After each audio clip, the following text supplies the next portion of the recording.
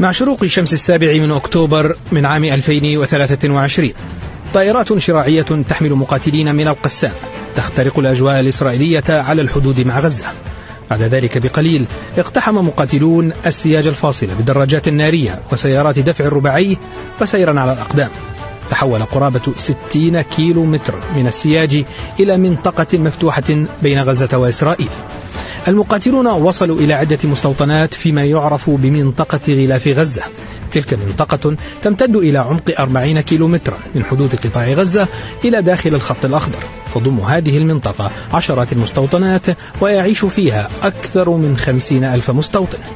وصل مقاتلو القسام إلى داخل هذه المستوطنات، اعتقلوا عددا من المستوطنين والجنود الإسرائيليين وعادوا بهم إلى قطاع غزة، بينما شهدت مستوطنات الغلاف المختلفة اشتباكات عنيفة مع الجنود داخل المستوطنات